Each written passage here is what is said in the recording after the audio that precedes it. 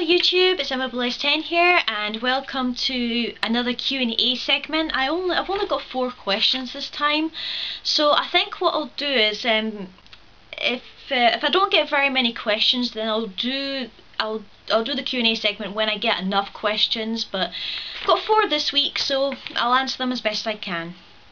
Okay, first one is from Operation Spider. If Future Fusion ever got banned, how would Dragon decks survive?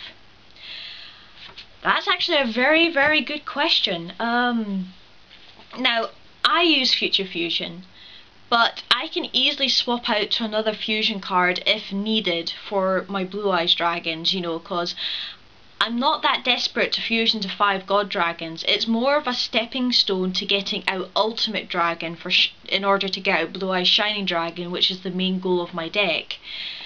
But for the meta dragon decks that heavily rely on Future Fusion, I think it would cripple them to an extent, but there are other cards out there to use. I mean, I think we would probably see Dragon Ravine being used a lot more. You know, like to discard your dragon, send a dragon to the grave, you've got 2 dragons in the grave, you know, Foolish Burial, you know, and you know, I've seen the Dragon Ravine combo where if you've got 3 copies of Dragon Ravine, you play one, use its effect, play the second one, use its effect again, play the third, you know, and then you play Dragon's Mirror or whatever, and you've got 5 God Dragon on the field, or you know, you've got 5 monsters in the grave set up for, you know, your Red Eyes Darkness Metal Dragons and stuff like that. So I think Future Fusion would hurt the dragon decks really. But I don't think it's a big loss. You know, we've got Dragon Ravine as a backup plan. I mean, it's not as fast and it's not as versatile, but it's still pretty good.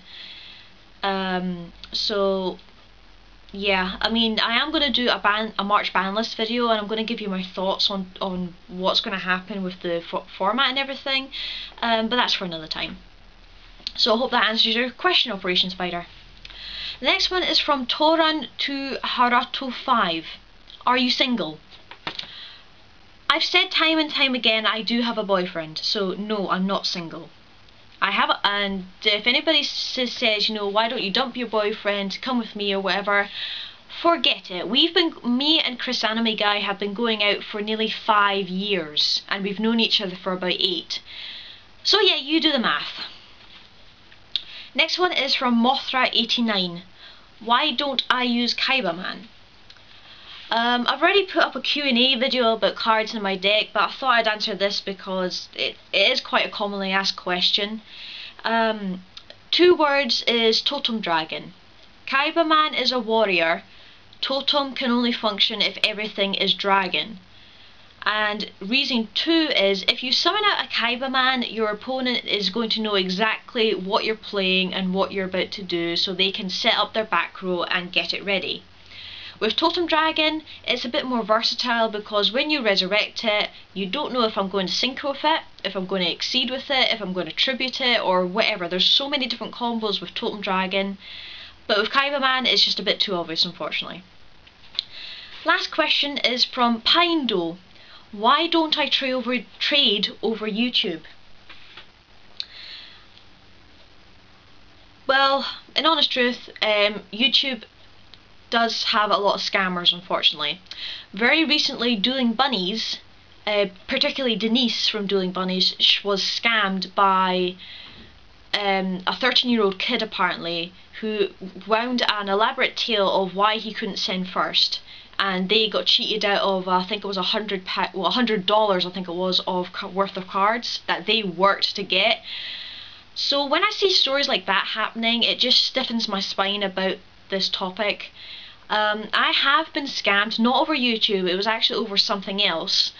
It was actually over a forum. When I first got into Yu-Gi-Oh! I was desperate to get some cards, and this guy on the forum said he was from the UK, he gave me the address, I sent off, it was just for common cards, I sent off the cards, never got mine in return, and next day he got rid of his account and everything.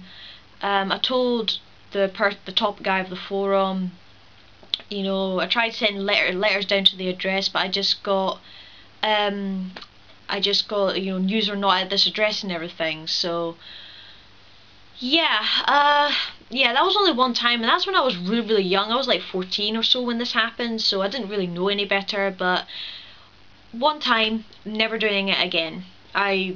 You know, I prefer trading with people face to face, or with, you know, only my friends over Skype and that, because I actually know them.